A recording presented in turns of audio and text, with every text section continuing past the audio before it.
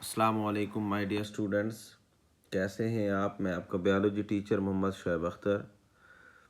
हम लोग डिस्कस कर रहे थे क्लास 11 बायोलॉजी चैप्टर 2 और आज हमारा नेक्स्ट टॉपिक है that is about importance of bacteria. हमने इससे पहले डिफरेंट बैक्टीरिया के फाइला या उसकी डाइवर्सिटी की बात की थी। आज हम बात करेंगे अबाउट उसकी इम्पोर्टेंस। तो बैक्टीरिया की बहुत ज़्यादा इम्पोर्टेंस है हमारी लाइफ के अंदर या इस अर्थ के ऊपर। अब वो इम्पोर्टेंस कौन सी है, किस कैटेगरी के अंदर बैक्टीरिया अपना रोल प्ले कर रहे हैं। अच्छा, इम्पोर्टेंस में इनके यूज़फुल जो एस्पेक्ट्स हैं उसके तो हम डिस्कस करेंगे, लेकिन यहाँ पे हार्मफुल की बात नहीं की गई। तो ज़ाहिर सी बात है इम्पोर्टेंस में ये भी आता है कि बैक्टीरिया कहीं पे नुकसान भी पहुँचा रहे हैं। तो सबसे पहले बैक्टीरिया के अगर हम इंट्रोडक्शन की बात करें इंपॉर्टेंस के अंदर, तो ये माइक्रोस्कोपिक है, यूनिसेलुलर ऑर्गेनिज्म और फाउंड एवरीवेयर, यानी आपको हर जगह पे मिलेंगे। They are not only important for balancing environment, यानी ये सिर्फ इन्वायरमेंट को बैलेंस नहीं रखते but also important for other living organism, ये दूसरे लिविंग ऑर्गेनिज्म को भी फ़ायदा दे रहे होते हैं। अब कौन कौन से ऐसे फ़ायदे जो हम बैक्टीरिया से लेते हैं? सबसे पहले रिसाइकलिंग। अच्छा, रिसाइकलिंग या रिसाइकलर ऑफ नेचर का मतलब ये है कि हम बैक्टीरिया से अपनी यूज़फुल की चीज़ें, यानी कि ऐसी प्रोडक्ट्स या ऐसी चीज़ें जो हमारे फ़ायदे के लिए हैं, लिविंग ऑर्गेनिज़म के फ़ायदे के लिए हैं, वो बैक्टीरिया को रिसाइकल करके दे रहे हैं। फॉर एग्ज़ाम्पल नाइट्रोजन है। अब ये एक लिविंग ऑर्गेनिज़म की बॉडी का पार्ट है। अगर इसी तरह हर लिविंग ऑर्गेनिज्म उसको यूज़ करके उसकी डेथ हो जाएगी तो ये इसकी डिप्लीशन हो जाएगी। तो बैक्टीरिया क्या करते हैं, उस नाइट्रोजन को लिविंग ऑर्गेनिज्म की बॉडी से दोबारा इन्वायरमेंट को दे देते हैं ताकि इन्वायरमेंट के अंदर दोबारा रीयूज़ हो सके। तो पहला है जी बायोजियोकेमिकल साइकिल।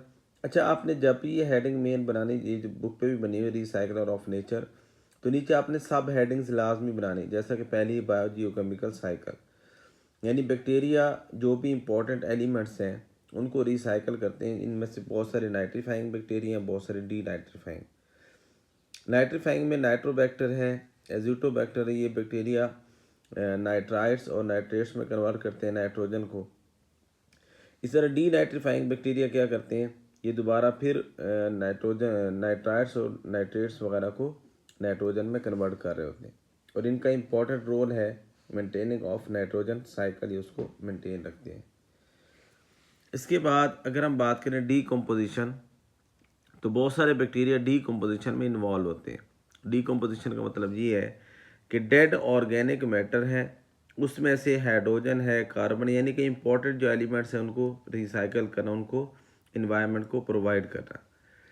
फोटोसिंथेटिक, बहुत सारे बैक्टीरिया फोटोसिंथेसिस भी करते हैं। इसका मतलब ये है कि वो सोर्स ऑफ ऑक्सीजन है इन इन्वायरमेंट। इसके बाद maker of useful products.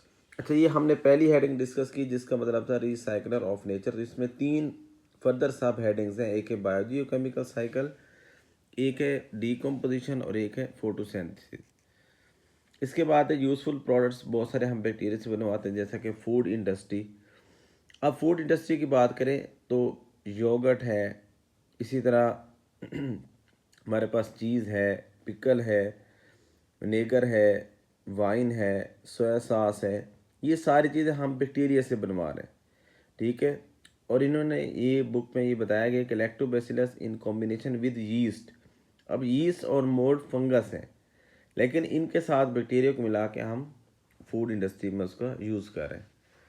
Medical importance, हम मेडिसिन बनवाते हैं, जैसे कि सबसे पहले जो पेनिसिलिन एंटीबायोटिक्स बनवाई थी वो तो खैर फंगस से बनवाई थी, लेकिन उसके बाद बहुत सारी ऐसी मेडिसिन हैं जो बैक्टीरिया के अगेंस्ट यूज़ होती हैं एज एंटीबायोटिक्स, वो हम आज बैक्टीरिया से बनवा रहे हैं। जिसमें स्ट्रेप्टोमाइसिन है, टेट्रासाइक्लिन है, ये स्ट्रेप्टोमाइसिस बैक्टीरिया के ग्रुप से हम बनवाते हैं।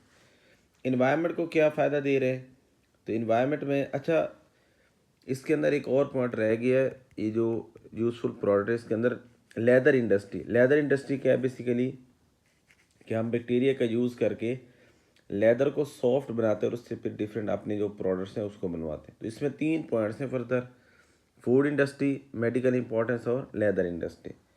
इसके बाद है इन्वायरमेंटल क्लीनर। तो बैक्टीरिया इन्वायरमेंटल क्लीनर के तौर पे काम करते हैं। अच्छा, कभी भी आप एक डेफिनेशन पढ़ेंगे कि use of living organism to clean environmental pollutants, यानी कि कभी जब भी आप इन्वायरमेंट को क्लीन करेंगे by the use of living organism, इसे हम कहेंगे बायो रेमिडिएशन। रेमिडिएशन कहते हैं ट्रीटमेंट, बायो लिविंग ऑर्गेनिज्म। तो बैक्टीरिया का जब हम यूज़ करके इन्वायरमेंट को क्लीन करेंगे तो उसे कहेंगे बायो रेमिडिएशन। इसके बाद इसमें बहुत सारे बैक्टीरिया यूज़ होते हैं जो कि सीवेज ट्रीटमेंट के लिए अंदर यूज़ होते हैं। इसके बाद है क्लीन अप ऑयल स्पिल्स।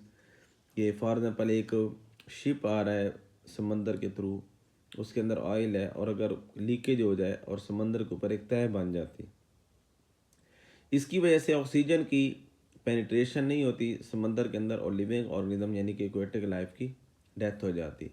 तो ऐसे बैक्टीरिया जिनके जीन्स मॉडिफाइड किए गए हैं उनको अब उस समंदर के अंदर डाला जाता है और वो क्या करते हैं, इस ऑयल को, इसके अंदर जो कार्बन हाइड्रोजन बॉन्ड्स है ब्रेक करते हैं, हाइड्रोकार्बन बॉन्ड्स, और इस तरह ये उस तह को ख़त्म करते हैं।